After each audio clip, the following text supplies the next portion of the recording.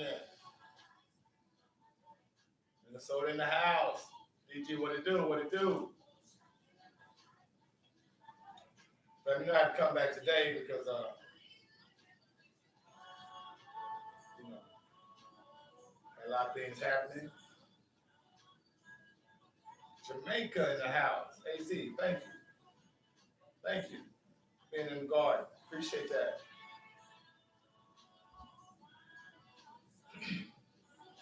But I ain't even tired today. It's gonna be a little food for thought today. We're gonna cover a lot of things. All right.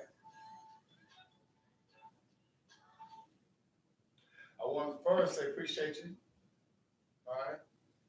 And hope everybody's doing well. I want to come back. Hope you guys had a chance to, and like I say, if you subscribe to the channel, much love. But make sure you hit the notification button because I think they're gonna start buffering me out. You know what I mean? Okay, let me cut it up, DG. Let me see what's up with my volume. Mic. How about now, guys? Can you hear me now?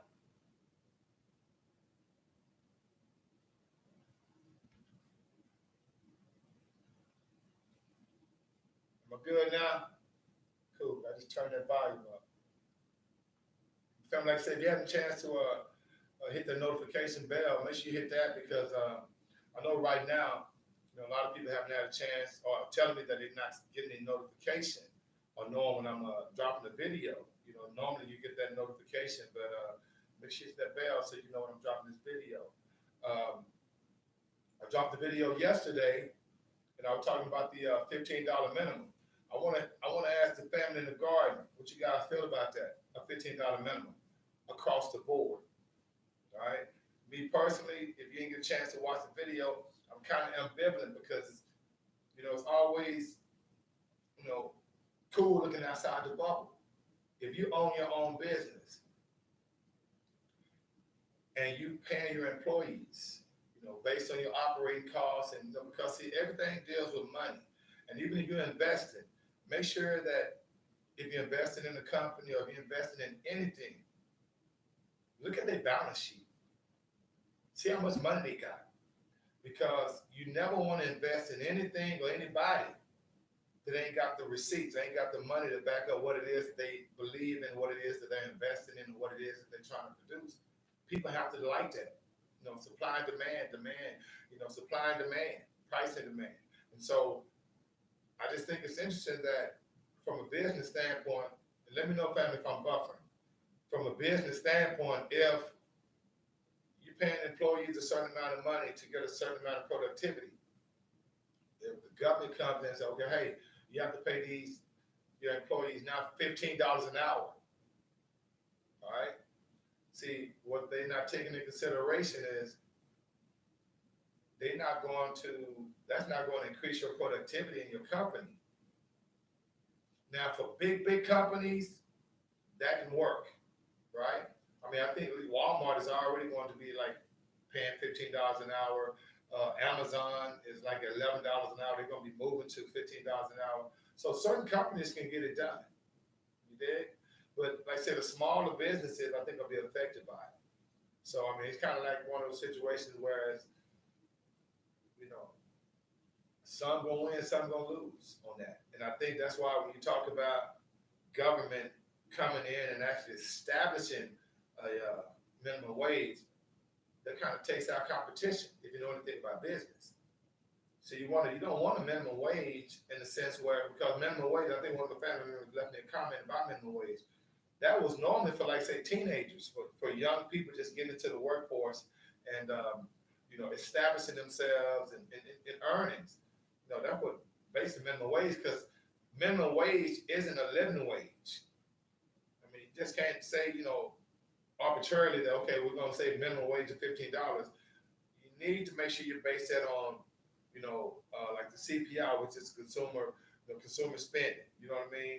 Or base it on, an aggregate total of how much money people make per year. And base it on that, opposed to basing it on, okay, they'll make $15 an hour. You just can't make companies do that. I mean, me personally, I do agree that you need to make sure that your employees are paid, adequately, right? But that should be a business decision based on that company, not government. I mean, because that digs into the limited power situation. All right. So I just wanted to kind of reiterate how I felt about that whole process of minimum wage because I'm looking at the macro effect of something like that because small businesses be affected by that. Even larger businesses will be, what? I just go into automation. I mean, even though the Walmart has raised the minimum wage, right? But have you been in Walmart lately? It's not as many workers.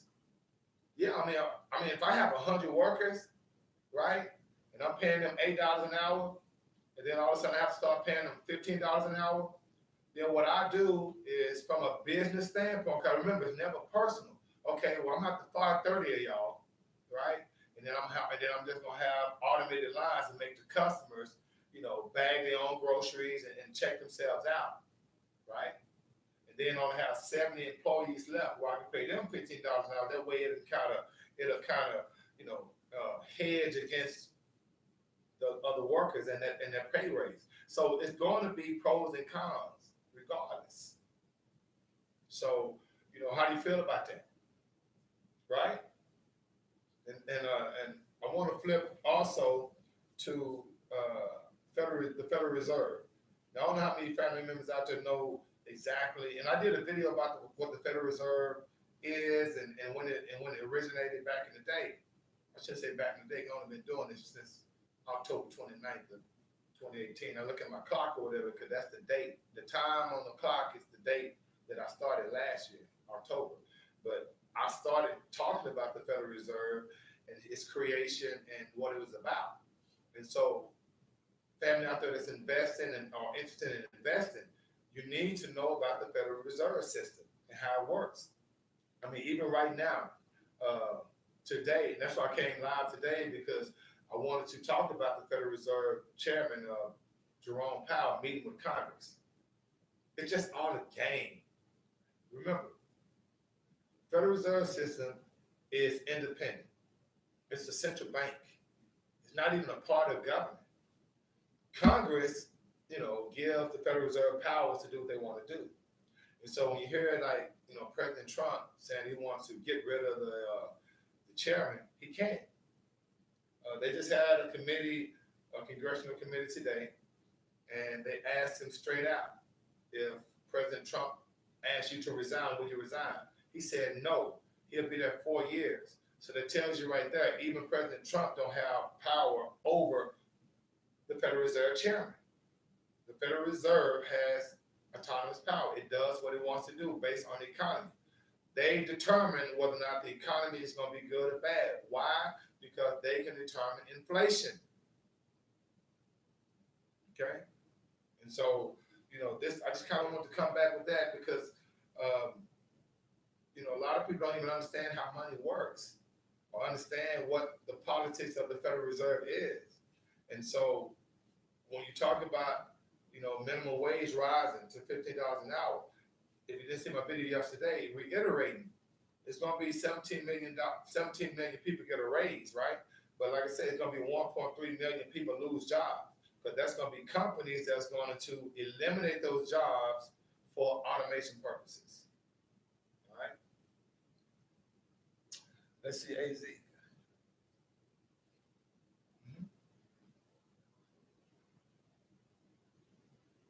What's up? What's up? What's up? King Sappy. AZ, I hear what you're saying, and that's one of the things that, if you didn't think about it, President Trump wants the Federal Reserve to cut interest rates. See, when you understand the money, you need to know how that's going to affect you as a consumer, how that's going to affect you.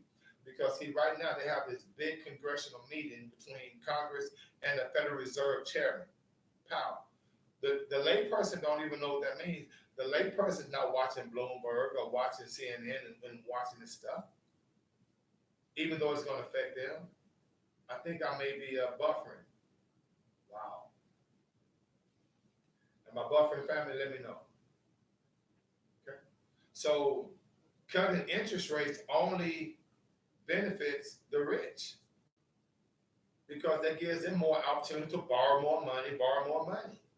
And people that are struggling, that's not going to help them. Right? Now, like you say, AZ, if you raise interest rates, yeah, that will kind of limit spending. But see, that's going to affect everybody across the board. Remember, the Federal Reserve System and the U.S. Treasury are in cahoots. They just print money. If you haven't been watching lately, they've been talking about something called going back on the gold standard. And what does that mean? Back in the day, the U.S. dollar, was backed by gold. Okay, every bank, that you put your money in, you had amount of gold to, hedge against that money. I mean, think about it. You're not going to let a bank give you money that's paper and it's not backed by anything. Well, back in the day, money was backed by gold, and that's what they call the gold standard. We came off the gold standard in 1973 when President Nixon actually took us off the gold standard. Okay, but even before then, gold was being confiscated in America a long time ago. Hey, Kelly. Okay, and so now recently they're talking about going back on the gold standard. But come on, you remember what happened to JFK when he was talking about that? So it's all a scam. They're not going to change the system. They got too good. Well, they can actually just print money at will. The United States have the largest printing press in the world, where they just print money. Okay? And so you think they're going to go away from that? No, it's not happening. And so, we hear about, going back on a gold standard. You hear about Facebook actually having this type of currency called Libra. Okay? And what Libra is like a cryptocurrency that Facebook is about to actually want to present to a lot of their users. And they mentioned it today. The Federal Reserve he's going to shut that down. The Federal Reserve runs this country when it comes to monetary policy. And so I think when I was watching today, they were saying how, and put something in the comment section, family, you know what I'm talking about Facebook having its own kind of cryptocurrency called Libra and being able to spend it. All right. But if we're not on the gold standard, what is that cryptocurrency being backed by? So it's a lot of stuff out there. You got to make sure that you know what's facts, what's speculation. And basically the main thing is make sure that you pay yourself first and save your paper. Minimize your spending, because a lot of this stuff that's going on is basically just a precursor to a recession. The things I've been coming across, family, we've been in the longest bull market in like 11 years in history, right? And so you remember, what goes up must go down. This is a cyclical economy. The Federal Reserve runs this economy. And so eventually things will have to go where, as high as the bull market is we're in right now, it has to crash. Okay. So don't just listen to everything that you're hearing for this, it's a great economy, this and that and the third, or we're maybe going on the gold standard. See all this stuff that's out there? Okay. The thing that you can actually do is to protect yourself, is to protect your principal. So pay yourself first. Try to find yourself some high yield interest savings account, and don't depend on Wells Fargo, Bank of America, Chase, and all the banks. Jasmine, how you doing? Okay. Why they buying gold? Gold is a commodity. But see, let's not get it twisted. You can't take gold into a store in America and spend it. So in America, we can't be looking at like things that other investors are doing that's outside of your liquidity. And what I mean by that is you can't go into a store and spend gold. Okay, unless you, and I'm like I said, I'm not a bear on gold. What I mean by, I'm not telling people not to invest in gold. I'm not saying that, because you can always invest in gold as a commodity to hedge against other situations. Like say you can have you $3,000 or $4,000 worth of gold, but know that in America, to get value of that gold, to make it liquid, you have to sell that gold. So why would you, you know what I mean? So as an investor, if you're doing that for long-term purposes, or you're trying to hedge against certain situations that you may think happen in the future, you got extra cash available, you just don't want to leave it in cash, and you want to put some of it in gold, I can dig it. But let's be realistic. You know, when the Federal Reserve controls inflation, what that means is they control how much your money is worth. So it's really not about your money, it's about your energy. Let's see, cryptocurrency.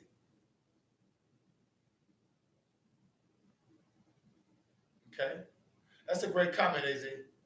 Businesses can create their own currency based on whatever goods and services they provide. Yes, and it will be in like a blockchain infrastructure, right?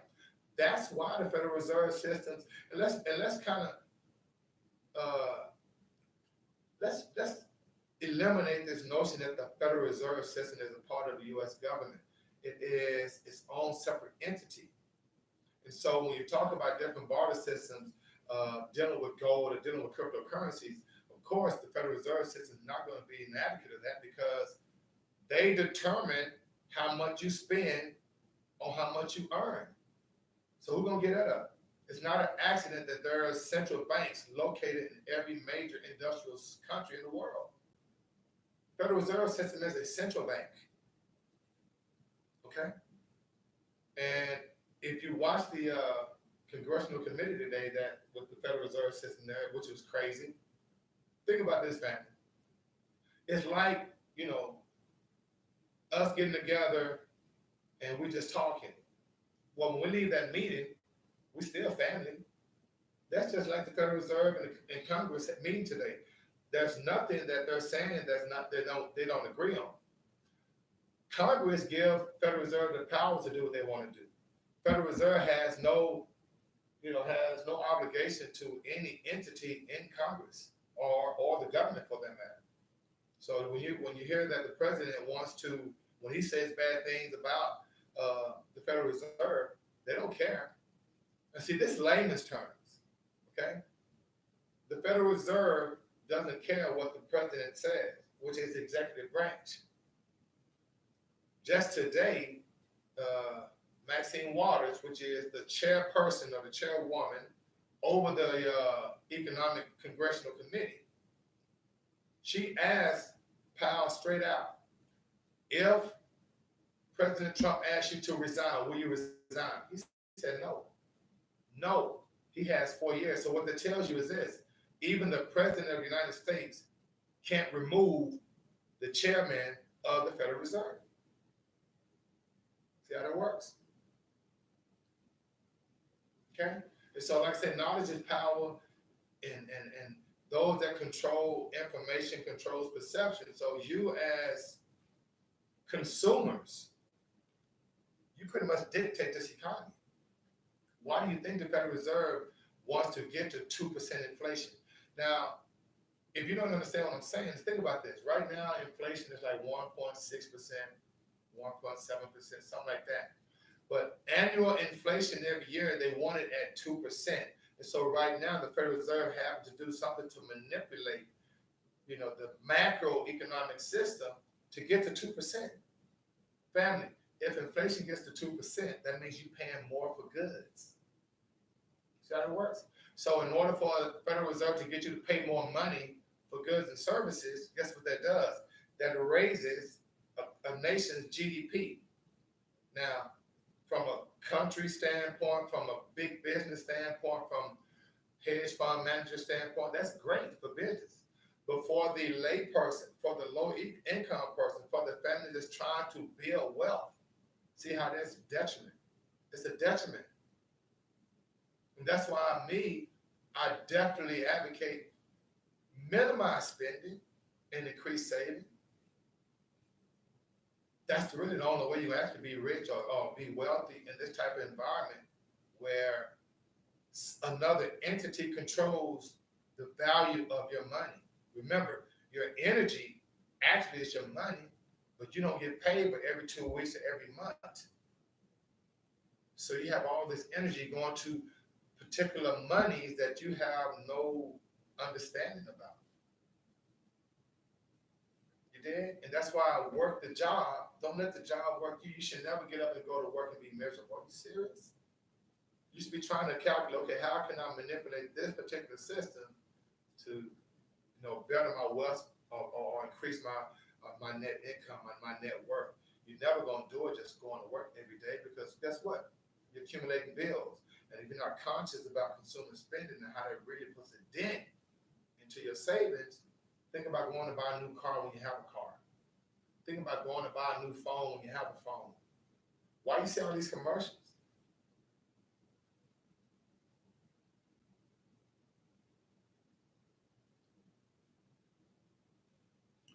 Going into a cashless society, nephew, let me tell you something.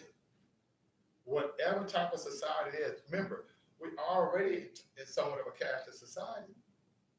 I mean, a lot of you guys right now, probably 85, 90% of the time, you're using your card, ATM card, credit card. And so, you know, and it's already cryptocurrency related, because that little chip is crypto. You did? All right. And so basically, family, economically speaking, like I said, this video, this live, I really kind of wanted to touch, because they're not going to give you layman's terms information when it comes to this type of stuff. From a macroeconomic standpoint, family, just understand, pay yourself first. Minimize your spending. It's not an accident that just 20% of the population is over 85% of the wealth. That's not an accident. I mean, a cashless society, remember, money is just paper. Okay? So going to a cashless society, what's cash? That's just paper. They can just transfer paper to a card. Simple as that. When the last time you had to go to your employer, get the check, go to your bank and cash the check? No, it's automatically deposited. That's electronically deposited. That's electronically paying you. So that's cashless right there. Okay? And so, family, before I leave, I definitely, thank you, nephew. I definitely want to encourage you guys to look into blockchain. And if you're investors, definitely look into blockchain investments. I'm not an advocate of just investing in Bitcoin or the cryptocurrency itself. I'm really into the infrastructure of the cryptocurrency, which is blockchain. Okay, so look into the blockchain companies, family. Look into some cannabis and hemp companies at its infancy stage right now, because remember, like back in the early 2000s, late 90s, during the dot-com era, a lot of people didn't know anything about that. There was a lot of millionaires made. Right now, there are a lot of millionaires that are in right here in America and in Canada, all over the world right now, because of cannabis. Okay, they legalized cannabis in Canada in 2018. All right, and let me just give you an example before I get up out of here, because it's important that you understand what I'm talking about. AI, I can dig it, AZ. Blockchain, AI, which is artificial intelligence, 5G, as well as IoT. I'm going to add IoT to that list, AZ. IoT is Internet of Things, which consists of those little chips, the semiconductor chips that is going to be in everything. You can't have a smart house or a smart building or smart anything without semiconductor chips, right? And there are companies right now that are producing those semiconductor chips. Right now, it's kind of a tough situation because of the trade with China and the that kind of discrepancy. So, but the semiconductor industry is going to be one that's going to blow up soon. Okay, as well as artificial intelligence, as well as the blockchain industry. Okay, and like I say, on the natural end, as well as cannabis. So there are different sectors out in family that you be able to take advantage of if you pay yourself first. Remember, you cannot invest if you don't have capital. What is capital? That's cash. And so regardless whether you have cash as in money or cash in your account, or when you pull up your account, it shows that algorithmic number. That's what you want. Okay, that's what you want. You have different sectors to invest in. You're never going to build wealth by going to work every day. Because remember, you work every day, do you get paid every day? So there's a discrepancy in that number alone. If you get paid every 2 weeks, that's 13 days that you have to go without getting, that you have to go with all your energy being expended with nothing to show for it. And so how do you hedge against that? How do you leverage against that? Okay, when I do get the 2 week check, I'm going to pay myself first a percentage of that check that I can do put in somewhere that's going to grow, opposed to just getting that check every 2 weeks and spending it. And what happens? You become a friend of the government. You become a friend of this economy by being one that determines the GDP rising opposed to your own personal wealth rising. All right. All right, family, it's been 26 minutes. I hope you enjoyed this information, this food for thought.